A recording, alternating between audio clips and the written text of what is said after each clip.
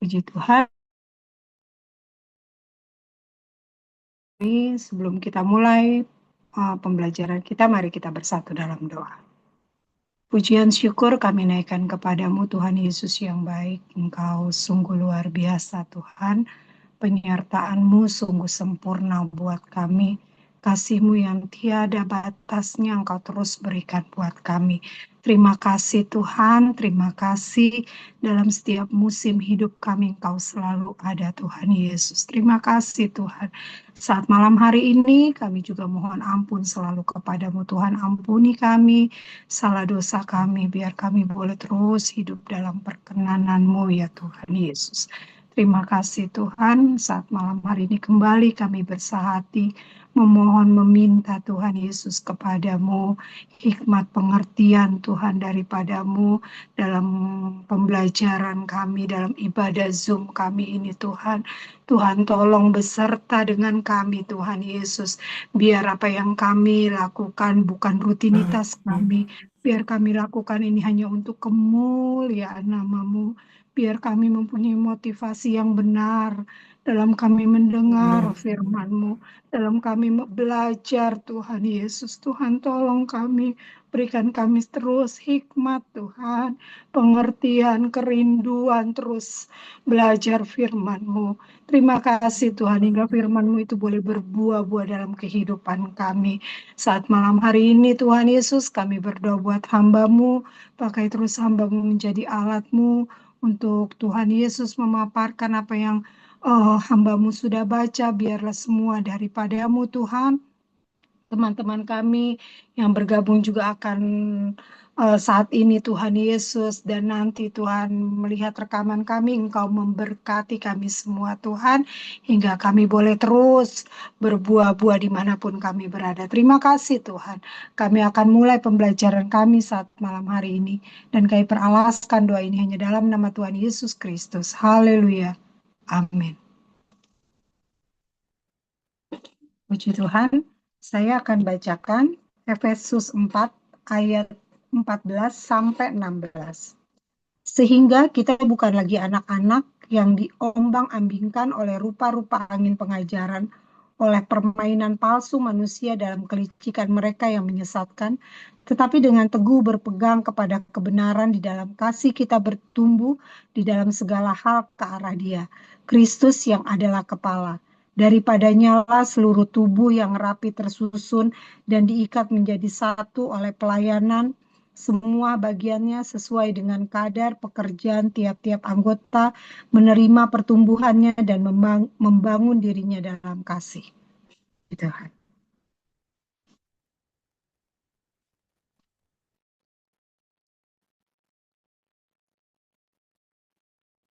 Puji Tuhan, kita bersyukur buat kesempatan indah Tuhan beri. Sama-sama kita dalami kebenaran firman Tuhan. Kita masuk kepada ayat 15. Kita bahas dua ayat malam hari ini, ayat 15 dan 16, yang merupakan kesimpulan dari Efesus 4 ayat 1 sampai 16, yang terdiri dari dua paragraf.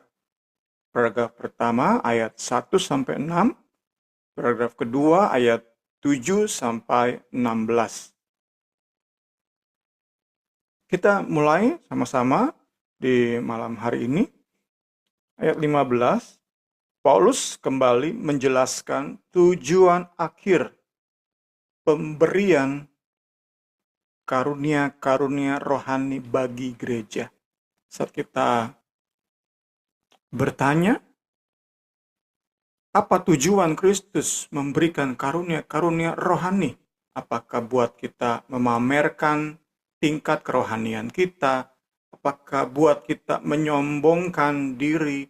Apakah untuk membuat kita merasa dibutuhkan oleh orang lain?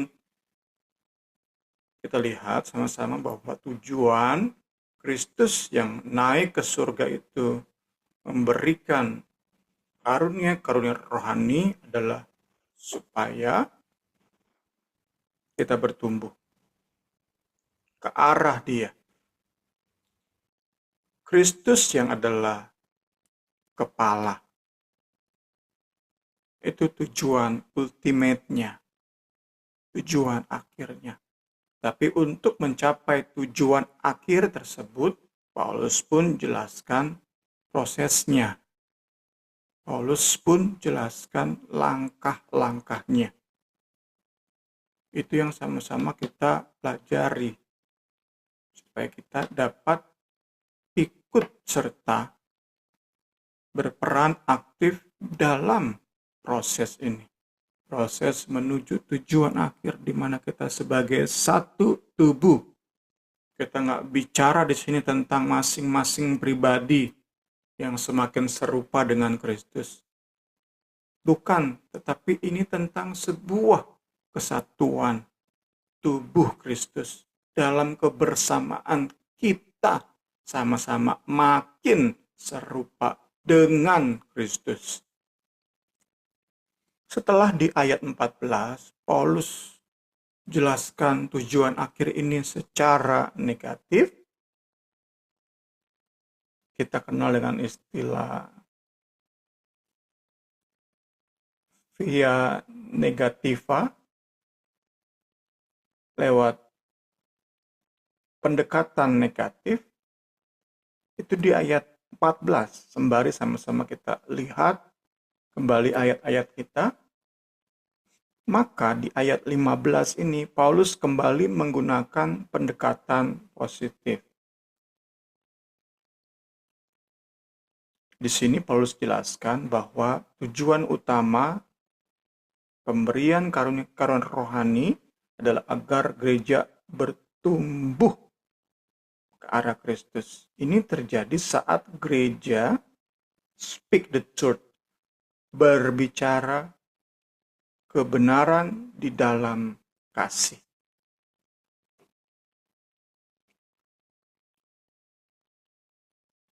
Speak the truth in love.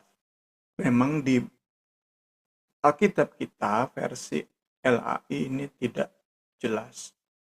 Tapi saat kita lihat buku tafsiran yang menjadi acuan kita ini, kita dapat belajar sama-sama pentingnya speak the truth. Nyatakan kebenaran. Saling menyatakan kebenaran itu penting banget saat kita mau bertumbuh dalam segala hal ke arah Kristus.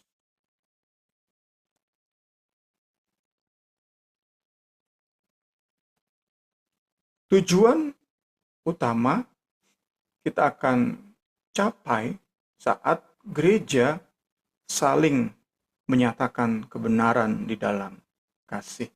Kita dapat mengerti maksud Paulus ini dengan lebih jelas saat kita mengkontraskan antara akhir ayat 14 dan awal ayat 15. Akhir ayat 14 dan awal ayat 15.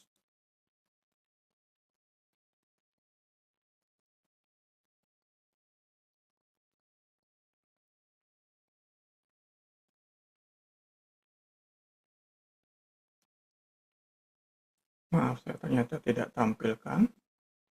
Kita lihat saja ayat kita, Alkitab kita. Akhir ayat 14, oleh permainan palsu manusia. Oleh permainan palsu manusia. Dalam kelicikan mereka yang menyesatkan. Itu akhir ayat 14. Kita kontraskan dengan awal ayat 15. Tetapi dengan teguh berpegang kepada kebenaran di dalam kasih. Tetapi speak the truth in love. Kita bandingkan pertama antara kesesatan dengan kebenaran. Kesesatan versus atau dikontraskan dengan kebenaran. Kedua, kelicikan, kecerdasan dalam menipu, kecerdasan dalam menampilkan sesuatu yang salah tapi ditampilkan serupa dengan yang benar. Kita kita kenal dengan istilah kualitas mirror, itu versus dikontraskan dengan kasih, ketulusan, kejujuran, maksud murni. Jadi kita bisa bandingkan kesesatan, kebenaran, kemudian kelicikan dengan kasih.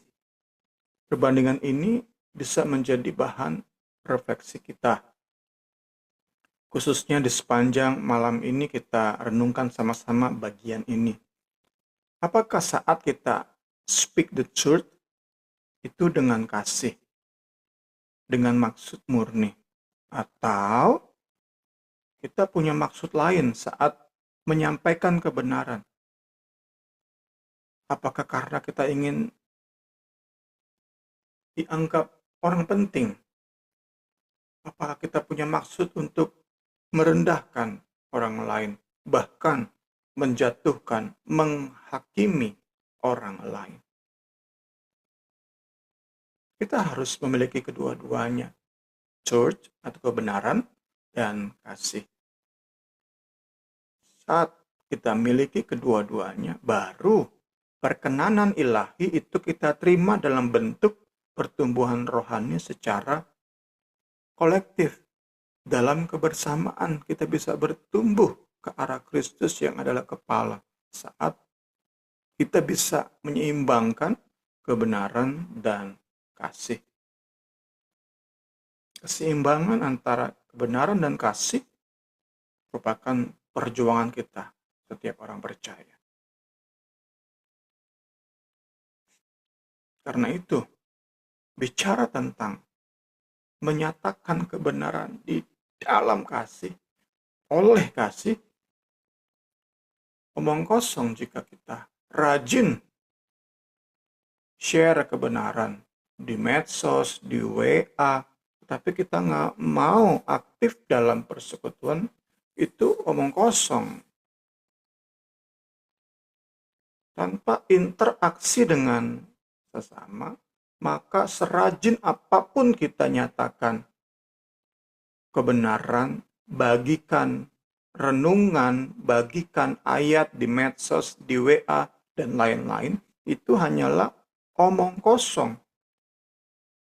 Nggak ada pengaruhnya di dalam pertumbuhan ke arah Kristus.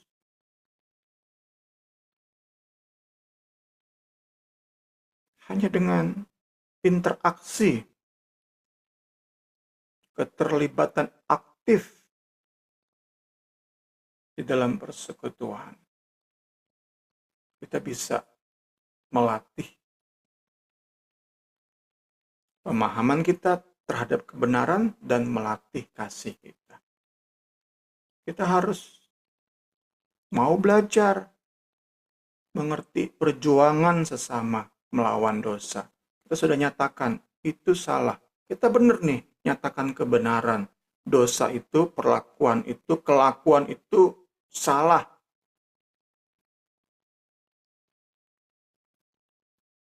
Selingkuh itu salah. Saya berikan contoh yang mungkin cukup ekstrim, tetapi mau sama-sama kita pakai untuk merenungkan.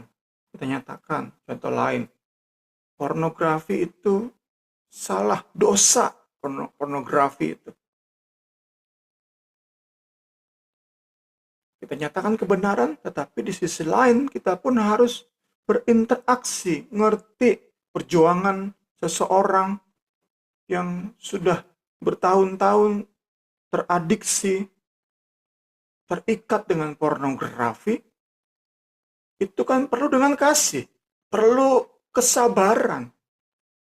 Nah, kasih dan kebenaran itu harus seimbang. Baru kita bicara tentang kita bertumbuh ke arah Kristus dalam kebersamaan.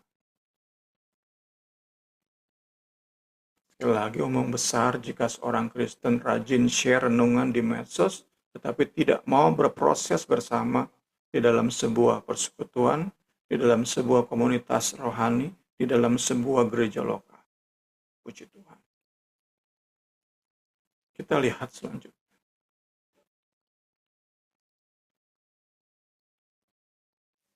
Ada yang menafsirkan bahwa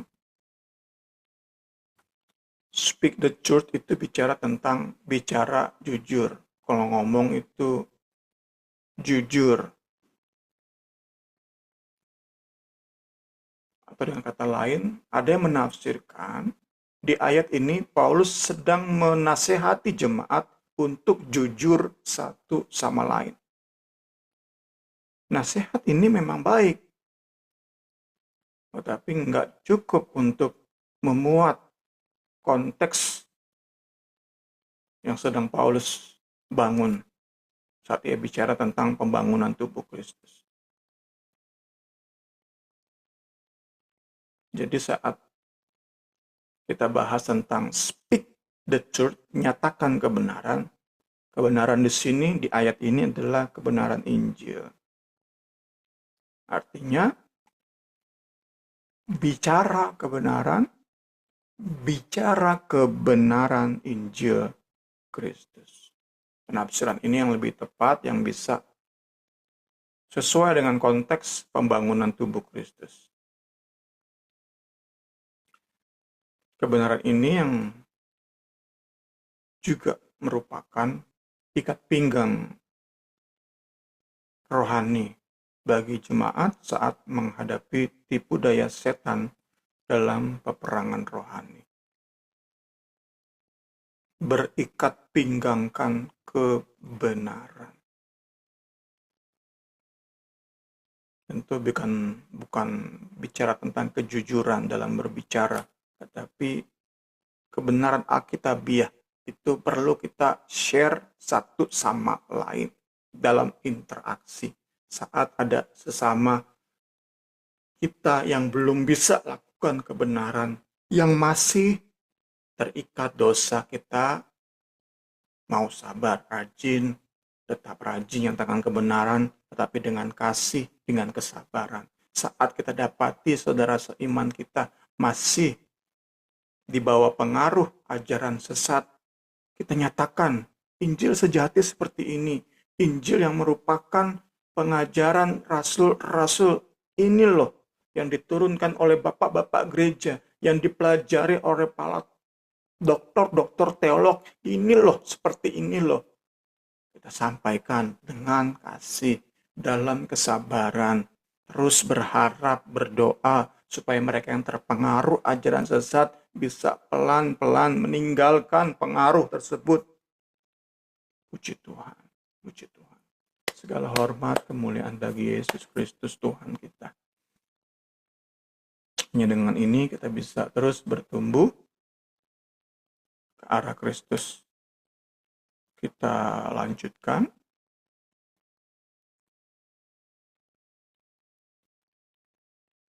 Saat kita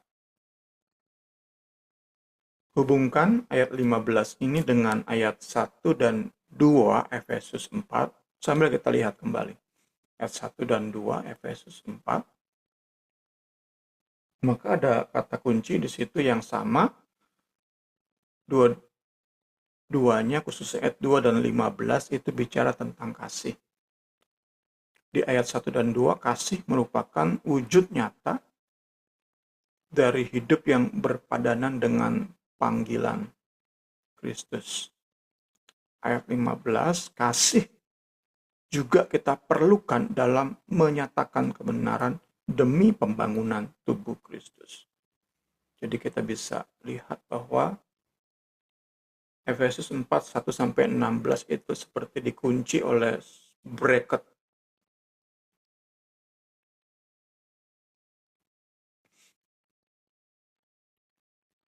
Disatukan oleh sebuah ide tentang kasih. Kasih itu mempersatukan tubuh Kristus. Kasih itu membangun tubuh Kristus. Kasih begitu penting dalam hidup kita bersama. Dalam hidup menjalani panggilan. Dalam hidup kita sebagai orang-orang yang telah menerima kelimpahan berkat-berkat rohani. Puji Tuhan. Puji Tuhan.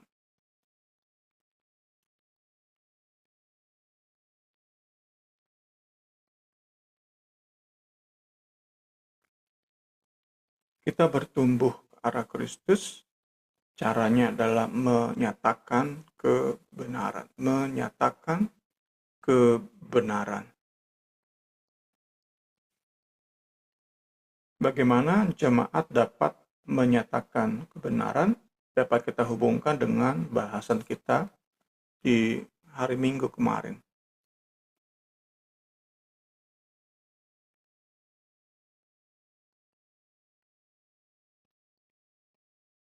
Maaf, saya terlewat lagi nih. Kisah Para Rasul 2:42. Mereka bertekun dalam pengajaran rasul-rasul. Mereka bertekun dalam pengajaran rasul-rasul. Jadi dapat kita kaitkan dengan konteks kita malam hari ini.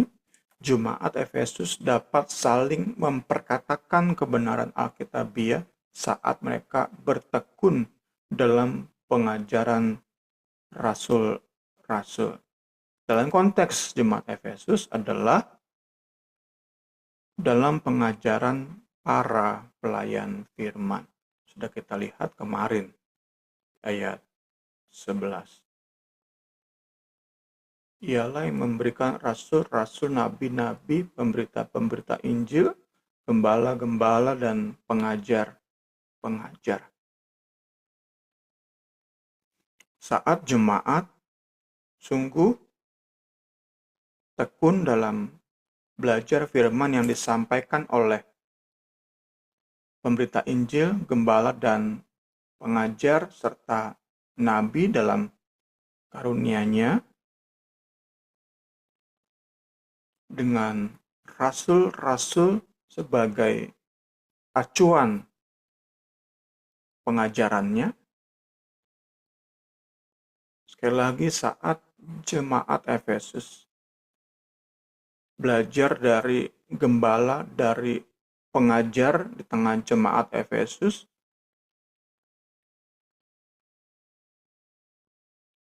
maka mereka dapat saling memperkatakan kebenaran dan mereka bisa bertumbuh ke arah Kristus.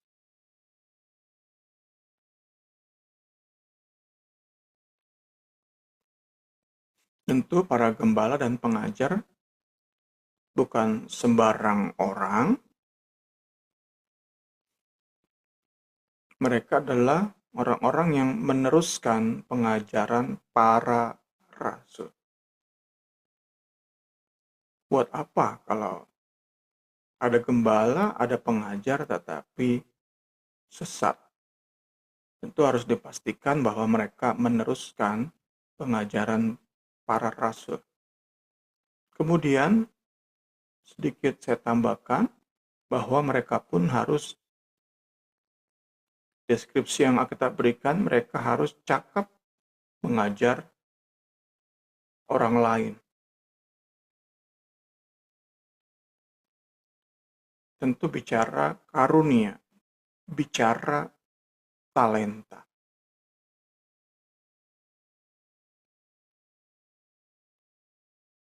Menjadi masalah memang saat seseorang memaksakan diri menjadi pengajar, padahal tidak menerima karunia sebagai pengajar. Jadi pertama, deskripsi yang kita berikan tentang orang-orang yang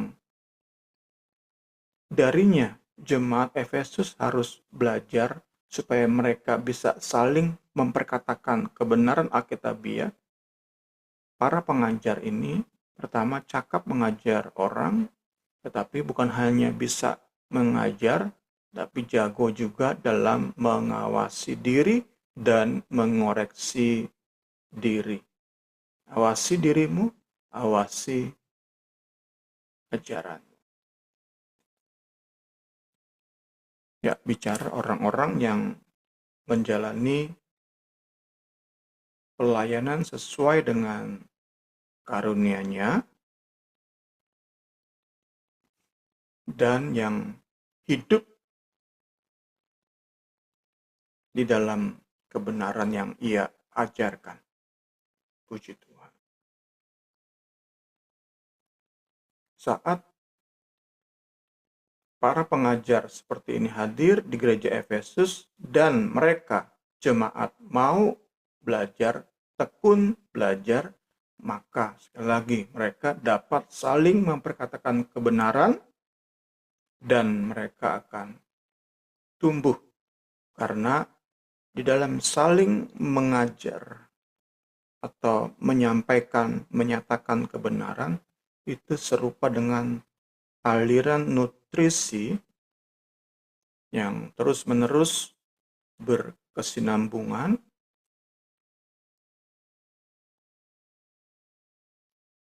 dari kepala yang adalah Kristus kepada seluruh bagian tubuh.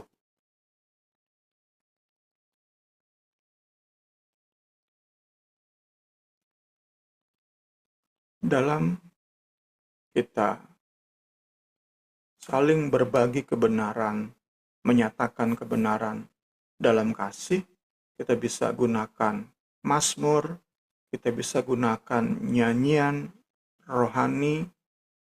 Karena itu kembali diingatkan pentingnya kita memilih lagu-lagu yang alkitabiah liriknya. Karena kita bisa memvariasikan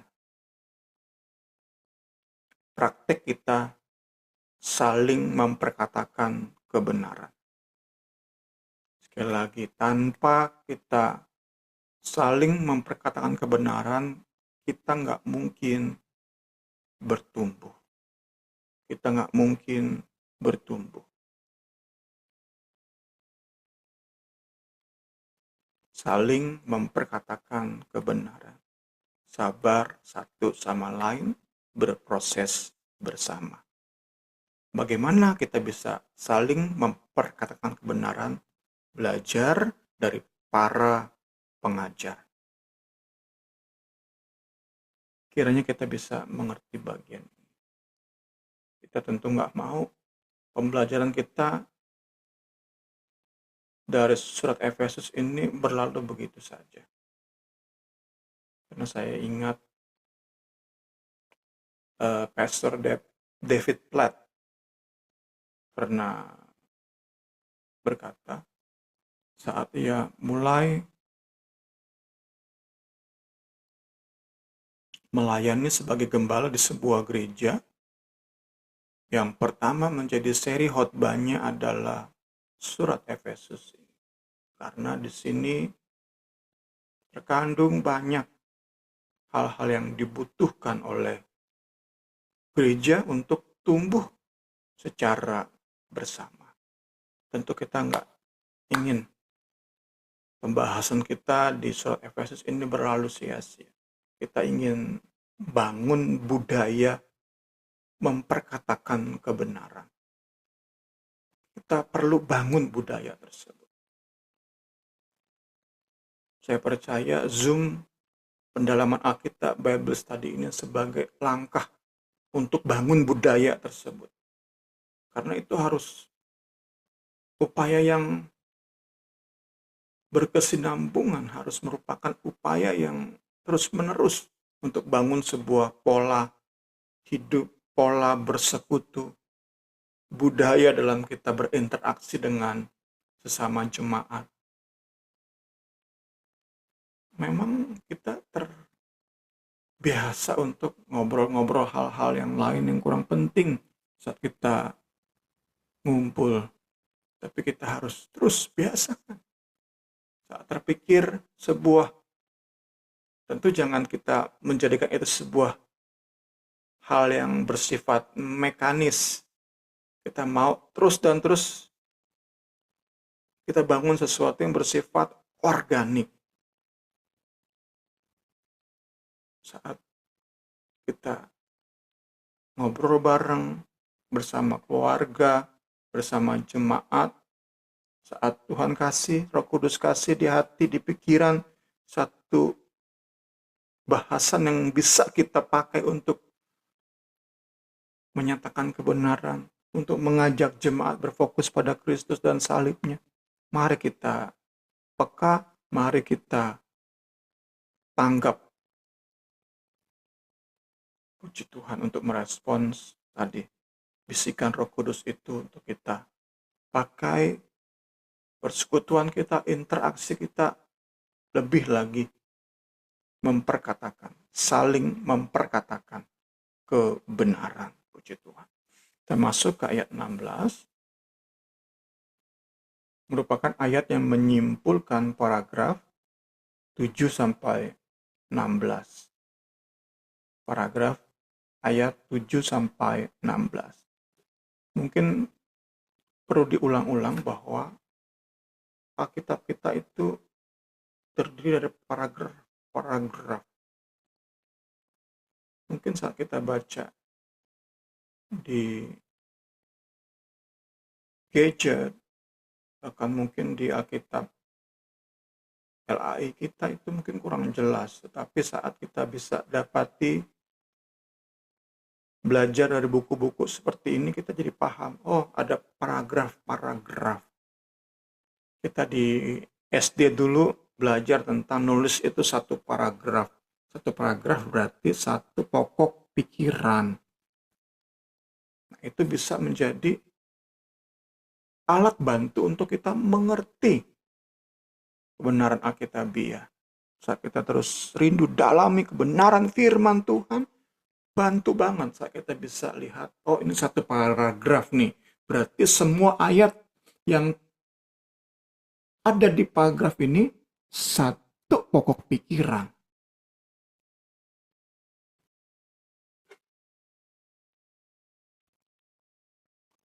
Ayat 7 sampai 16 itu bicara tentang unity, diversity atau keragaman yang menjadi satu,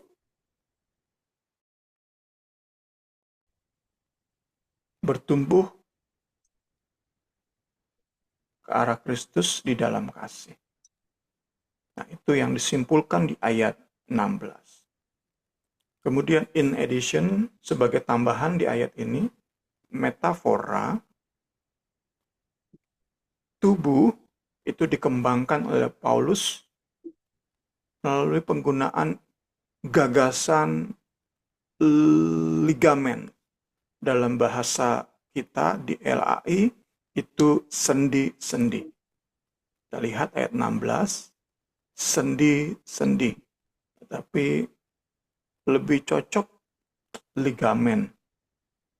Lebih cocok sekali lagi ligamen.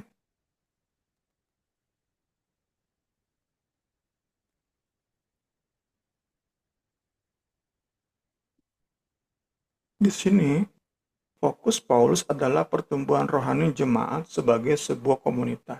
Jadi meski ya di sini juga bicara tentang kontribusi unik masing-masing anggota, masing-masing jemaat, setiap jemaat, tapi yang lebih menerima penekanan adalah pertumbuhan bersama.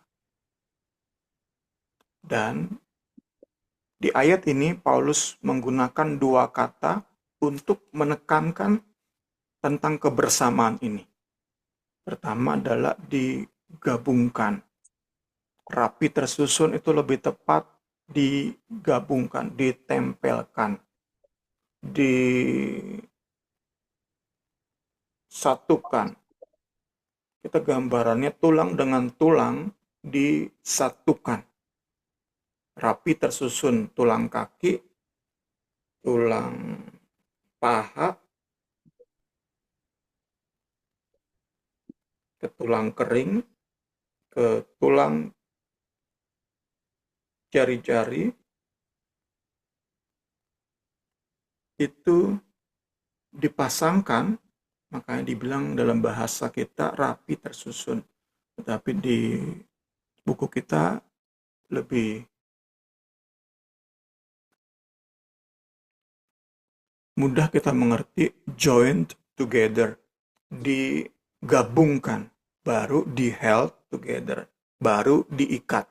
Digabungkan dengan rapi tersusun, kemudian diikat menjadi satu. Puji Tuhan, puji Tuhan, puji Tuhan.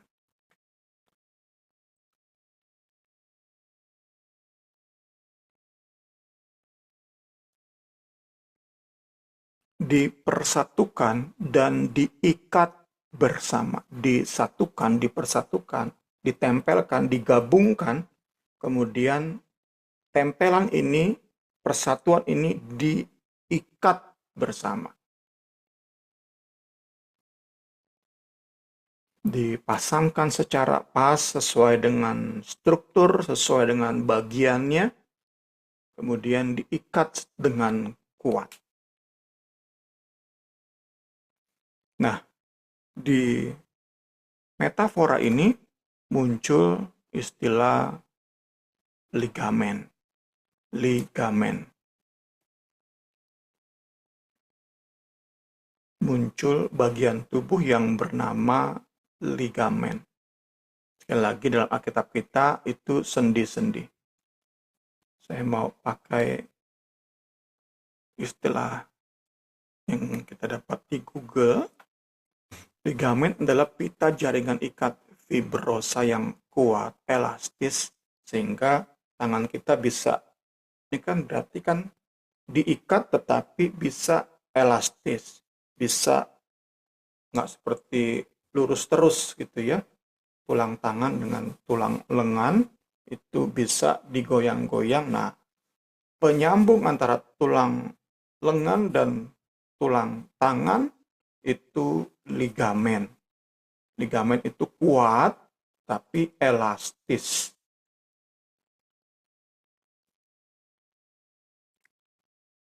Berfungsi menstabilkan sendi, membatasi gerakan, batasi gerakan. Kita nggak bisa tangan kita diputar-putar, ini nggak bisa ya. Ada batasannya tetap. Membantu menjaga organ pada posisinya. Sendi bahu, siku, lutut, kita bisa gunakan gagasan tentang ligamen itu ke bahasan rohani. Puji Tuhan. Saya lengkapi dengan gambar supaya lebih kita dapati gambarannya. Perbedaan antara tendon dengan ligamen. Tendon itu menghubungkan otot dengan tulang, sedangkan ligamen hubungkan tulang dengan tulang, menstabilkan sendi.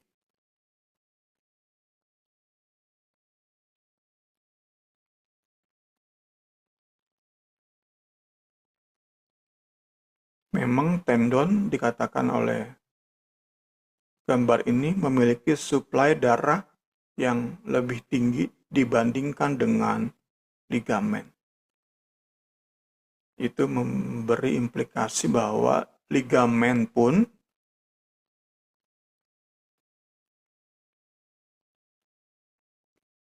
mensuplai darah.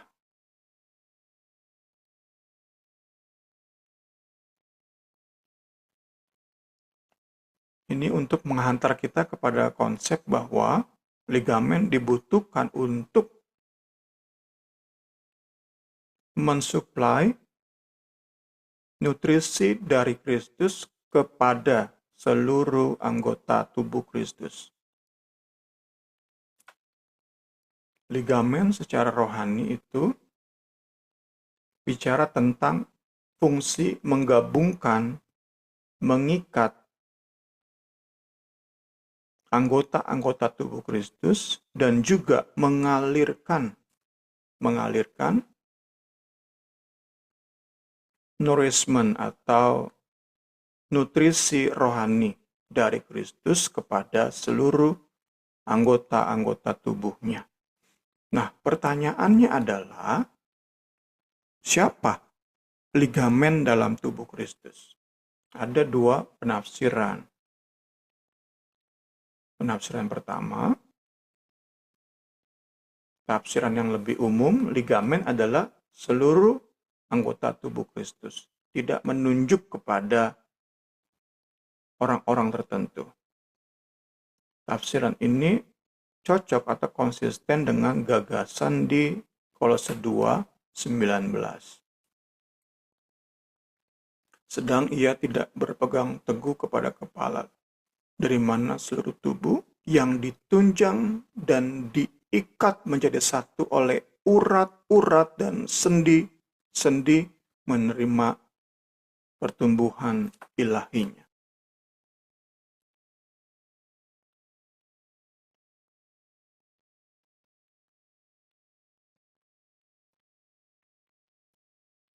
Cocok dengan Kolose 2:19. Joints and ligaments.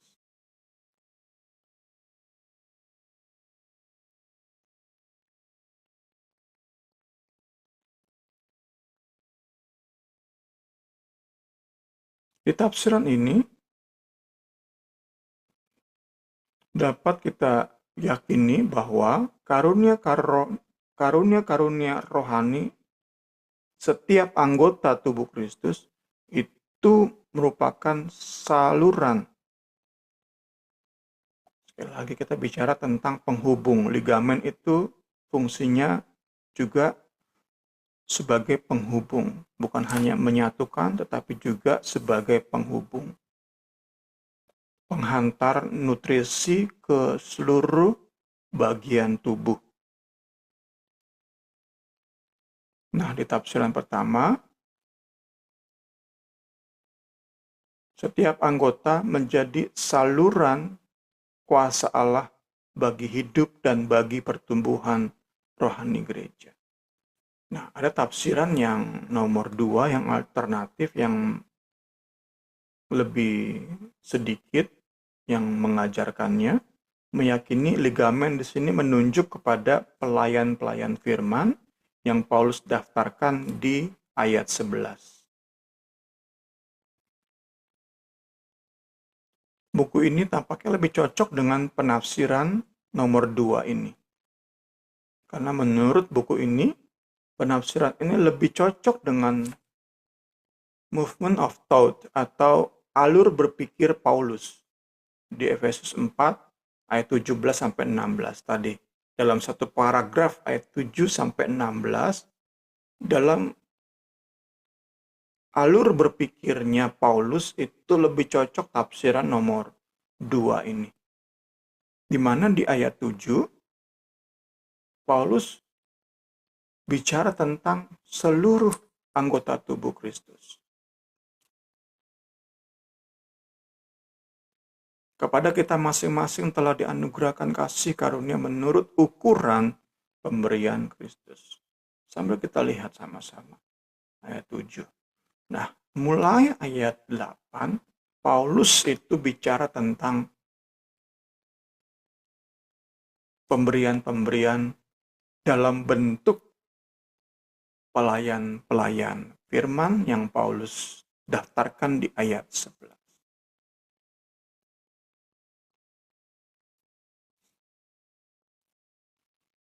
Mulai ayat 8 sampai 12b, itu Paulus gunakan untuk menjelaskan peran dari para pemimpin yang berkarunia mengajar.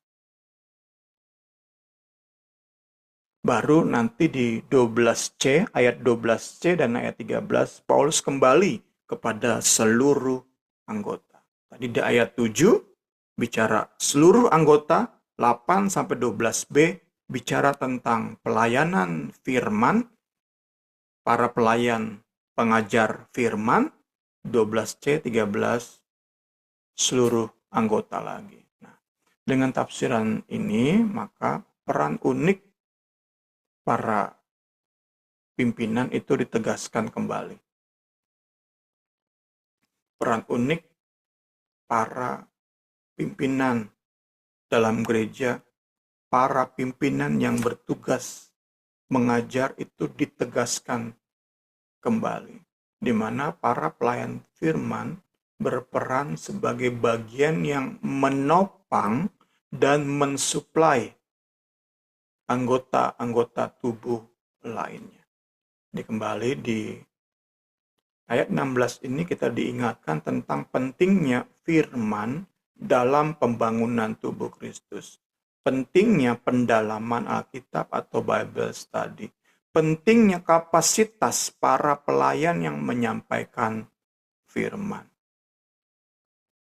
Dalam sebuah gereja lokal, dalam sebuah denominasi, dalam sebuah organisasi gereja, karena firman itu penting banget, maka pengajarnya penting, dan kesukaan jemaat terhadap firman juga itu penting.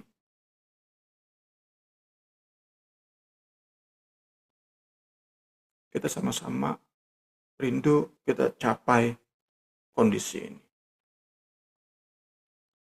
Dalam segala keterbatasan kita. Kita mau terus belajar. Kita bersyukur sekarang hidup di zaman di mana medsos kita bisa akses dimanapun. YouTube menampilkan para doktor teologi, master teologi, bahkan prof dengan pengajaran mereka yang dapat kita percaya. Tentu kita bisa memilah-milah. Kita belajar dari banyak sumber, tetapi kita tentu memilah-milah. Segala hormat kemuliaan bagi Kristus, puji Tuhan. Bagian akhir, kontribusi seluruh jemaat, peran aktif seluruh jemaat itu disimpulkan oleh ayat 16 bagian akhir. Dan kalau tiap-tiap anggota itu bekerja seperti yang seharusnya, maka seluruh tubuh itu akan bertumbuh menjadi dewasa. Jadi bukan hanya ligamen yang menjalankan fungsinya, tetapi seluruh anggota tubuh Kristus jalankan fungsi. Disitulah ada pertumbuhan rohani dalam persekutuan kita. Para pelayan firman dan seluruh jemaat bekerja sama. Kita saling membutuhkan. Para pelayan firman mesti berfungsi dengan benar, belajar terus. Belajar dari sumber yang terpercaya, yang benar, yang bisa sampai kepada pengajaran para rasul di Efesus 2:42. Itu kan yang kita jadikan patokan. Bukan yang baru muncul seperti aliran Mormon, aliran saksi-saksi Yehova, itu kan baru muncul di abad 18, 19. Harus kembali kepada ajaran para rasul. Nah, para teolog, doktor, master teologi belajar termasuk bagaimana mereka mendalami sejarah gereja. Orang seperti itu yang perlu kita.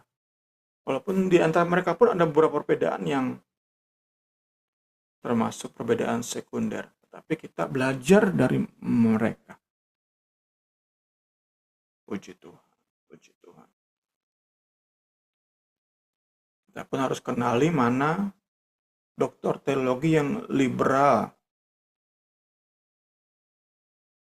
Ya tadi, hidup sama pengajarannya beda. Itu pun kita harus waspadai pengajarannya.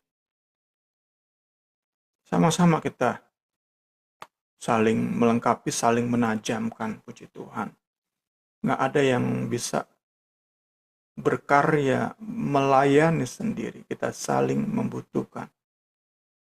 Para pelayan firman mesti berfungsi dengan benar, para anggota pun harus berfungsi dengan benar. Saling membutuhkan, saling melengkapi. Saat semua anggota bekerja dengan seharusnya, seluruh tubuh akan bertumbuh dewasa dan kuat.